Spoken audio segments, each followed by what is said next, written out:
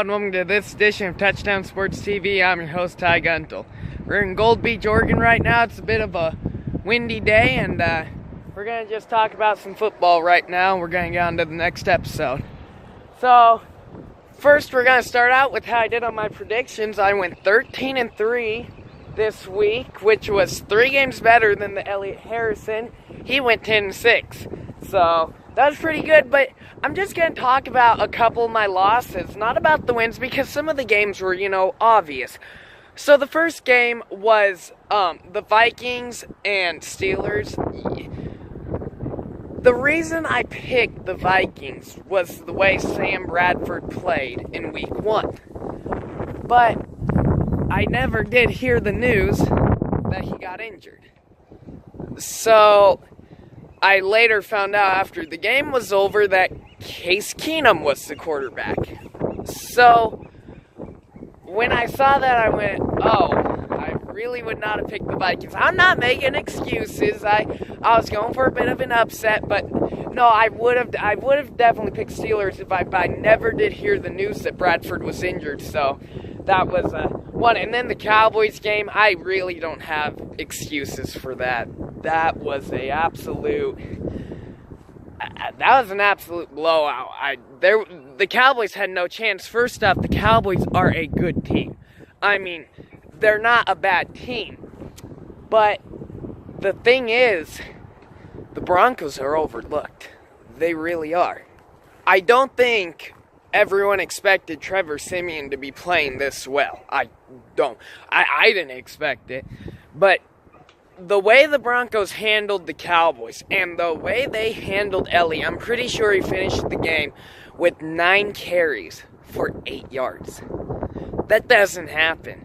9 carries for 8 yards. Speaking of Elliott, LaDainian Tomlinson said, and I agree with him, it almost seemed like he gave up on the team.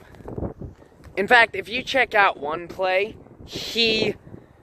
it almost seemed like he was supposed to block one of the defenders, and he ran right by him, and the defenders got to Dak, and I'm pretty sure he had thrown incompletion, but he just stood there with his hands on his hips. He wasn't even trying. I don't know, maybe all this court stuff is distracting him right now with his suspension and everything, but I don't know that. The Cowboys are a good team. We saw it last year, and for them to get blown out like that, it really wasn't them. But, every team has a bad game each year. So, yeah, but no, that was definitely a shocker. And don't overlook the Broncos. See, this is a good team. They are definitely not finished, just because Manning left or anything. Trevor Siemian is a great back. He's definitely a Pro Bowl quality player the last 2 weeks, and he's been awesome this year, just great. And no, we'll have to see how he continues playing. I mean, season's not done yet. He could go in a little bit of a slump, but as for right now, he's been awesome for Denver, just awesome. The game that I missed was the Chargers and Dolphins game. The reason I picked the Chargers was because, I don't know, I thought they had a bad year last year, but I thought they were going to do better this year. And with the Dolphins not playing last week, I thought they were going to be a little rusty, but the Dolphins actually turned out playing a pretty decent game, and so I really don't have too many excuses for that one either. Just picked the game wrong, and it was a close game. It was only a 2-point game, so anyways, but no, did very well on my predictions. Went 13-3. It was definitely a good week, and that brings my total now to 23-8. That's my record for the year right now through the first 2 weeks.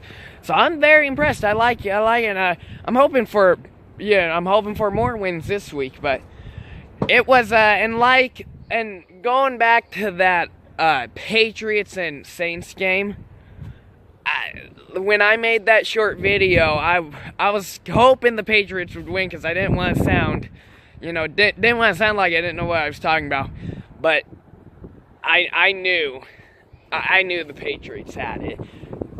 Like I said, Brady doesn't lose 2 games in a row, and him throwing 4 touchdowns, I think he threw over 450 yards. It wasn't even close. The Saints did not even have a single chance against the Patriots. And the other thing is, the last little thing is, I don't know, the Seahawks offense is always known for having a slow September, but this one's really slow. Only 1 touchdown through the first 2 weeks. They haven't been able to get over 15 points in the first 2 weeks. And I don't know. Their running game isn't very well. Wilson looks a little shaky during the games. The defense, they're playing great. They held Green Bay to 17 points, held the 49ers to 9 points. But that offense has to get clicking, because if they play any good opposition, they're not gonna have a good chance of winning the game.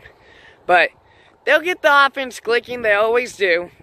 September's always a very cold month for the Seahawks. And but anyway, so now we're gonna get on to predictions. And like I said, 13-3 last week. And we're keeping an eye on Elliott Harrison. He was only 10-6 last week, so got 3 games on him. And anyway, so we're going to get started on this week's predictions. I hope you like them all, and I hope some of the games, if I pick your team to lose, I just hope you don't think I'm biased or anything, but it's just what I feel, so hope you like them. See you next week.